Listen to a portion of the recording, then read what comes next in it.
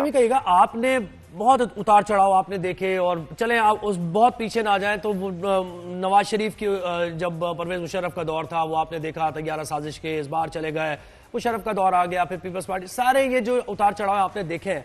लेकिन इस वक्त जो सूरत हाल है, वन ऑफ इट्स काइंड सूरत हाल है डेमोक्रेसी के लिए, आप क्या देखते हैं? वो जो इन्होंने थोड़ा बहुत टर्फ मिल गया था सियासी लोगों को, वो उन्होंने लूज कर दिया है। मुस्लिम लीग नून क्या सोच रही है? कोई हिकमत अमली नजर नहीं आ रही है? एक पॉलिटिकल जमात के तौर पर तो वो आगे नहीं बढ़ रहे हैं, बहरहाल ये तो कहा जाए गलत नहीं होगा। नहीं, देखिए, पिछले कुछ साल में सियासी जमातों ने पार्ट पॉलिटिक्स करने का फैसला कर लिया। उन्होंने ये फैसला कर लिया कि हमने सिर्फ कुर्सी की सियासत करनी। इस मुल्क में अब ना कोई असूल है, ना कोई अखलाकियात है, कोई मोरालिटी नहीं है।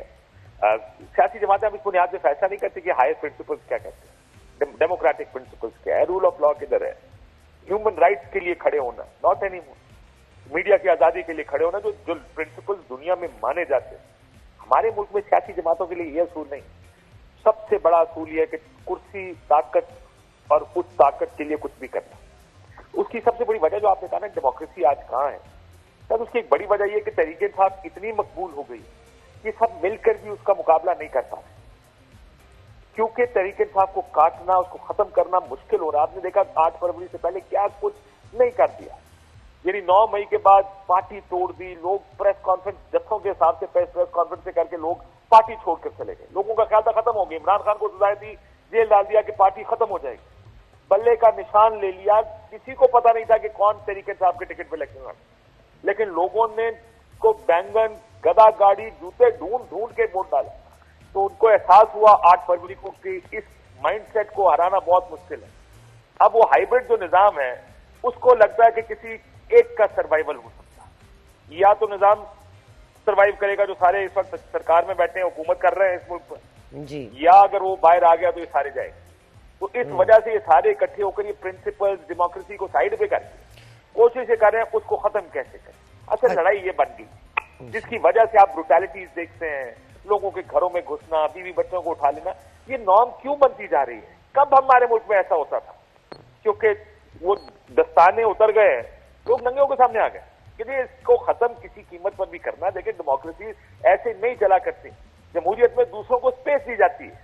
अपने मुखालिफ को अगर जीत गया, अभी आप देखें ट्रंप जीत गया, जो बाइडेन ने उसको बुलाया, उसके साथ मुलाकात की, will move on, Donald Trump will become the president and the next person will wait for his turn after 4 years.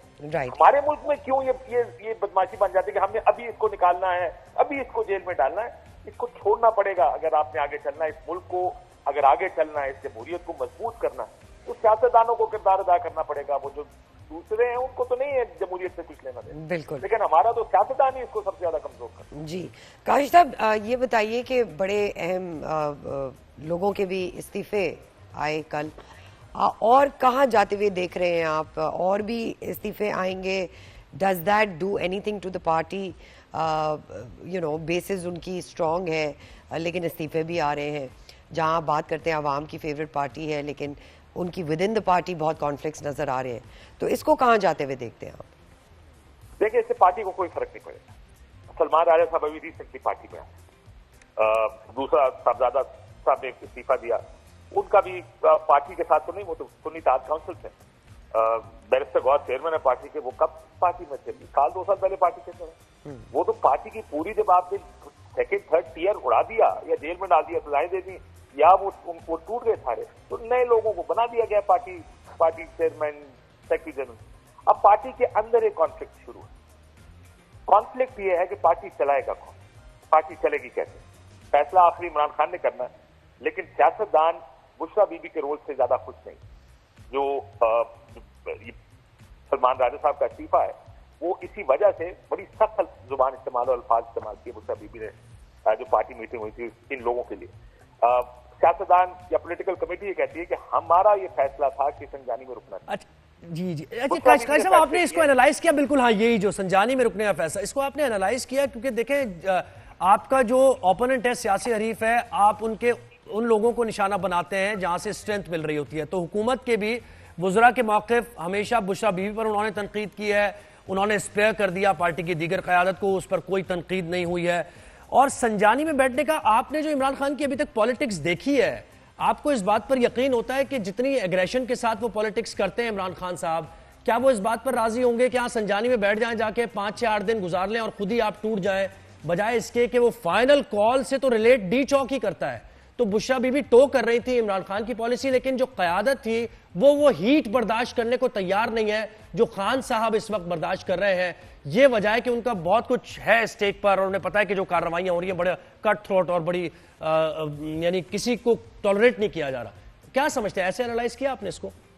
देखिए, इसका ये बात तो ठीक है कि सबसे ज्यादा स्टेक पर इमरान खान साहब का, लेकिन मैं आपके साथ इंफॉर्मेशन शेयर कर लेता हूँ। 2 मरतबा बैरिस्टर गौर और बैरिस्टर साहब को अंदर जाने की इजाजत दी गई जेल में, आपको याद होगा जब ये पेशावर से निकले थे।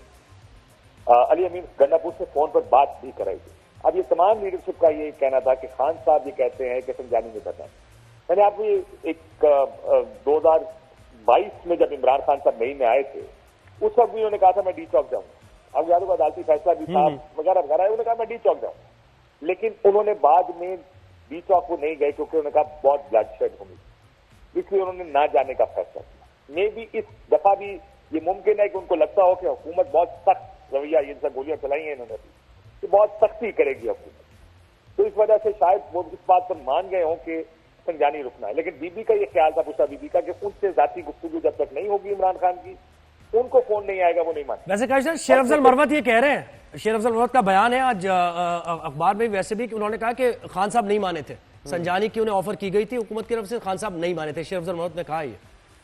देखिए, मैं तो वो बता रहा हूँ जो मुझे बैरिस्टर सैफ जो मिल कर आए इमरान खान साहब से, उन्होंने बताया, जो तहरीक इंसाफ के अंदर से ही बता रहे हैं कि ये बात इमरान खान साहब मान गए थे। ये बात टीवी पर आके गई है बैरिस्टर साहब कि संजानी के लिए इमरान खान साहब मान गए थे, बुशरा बीबी ने। और फिर उसका बैकग्राउंड ये बताती है पार्टी की, बुशरा बीबी ने कहा मेरी जाती बात जब तक, और ये भी बात समझ आती है क्योंकि वो जो ट्रस्ट डेफिसिट है पार्टी लीडरशिप के साथ बुशरा बीबी का, उस वजह से शायद वो चाहते इमरान खान साहब अगर बराह रास्त उनको बता दे तो शायद वो भी मान जाते, लेकिन क्योंकि बराह रास्त गुफ्तगू नहीं कराई गई इसलिए उन्होंने डी चौक जाने का फैसला किया, जबकि पार्टी ये कहती थी कि यही होगा, बहुत सख्त क्रैकडाउन होगा, लोगों की जानों को खतरा होगा, हमें आगे नहीं जाना चाहिए। हमने चूंकि सिट इन करना है और एक इफेक्टिव सिट इन किया जा सकता है संजानी में, तो इस पार्टी का एक ख्याल था कि हमें संजानी बैठना है। जी काजी साहब, बुशरा बीबी प्रिवेल की, मैं of course Bushra Bibi prevail because she is family. Right Bushra, Qazi साहब ये बताइएगा कि 2 माइंडसेट्स और स्कूल ऑफ थॉट्स नजर आ रहे हैं इस वक्त। एक बुशरा बीबी हु सेज कि I am going with what IK has said, और एक जो पार्टी की फिलहाल लीडरशिप है, वो दोनों कॉन्फ्लिक्टेड नजर आ रही हैं। इसको जो कोर कमेटी में हुआ वो भी आपने देखा, खान साहब का वेट किस तरफ जाएगा? उसका जी बिल्कुल, उनका डायरेक्शन, उनका मोटिव कौन से डायरेक्शन में? देखिए, अब ये बड़ा की मसला है कि खान साहब किस तरफ जाएंगे, क्योंकि खान साहब की अपनी बीवी के अगेंस्ट जाएंगे। अभी तक के वाकयात देखकर तो नहीं लगता कि वो बुशरा बीबी के खिलाफ कोई वर्डिक्ट देंगे।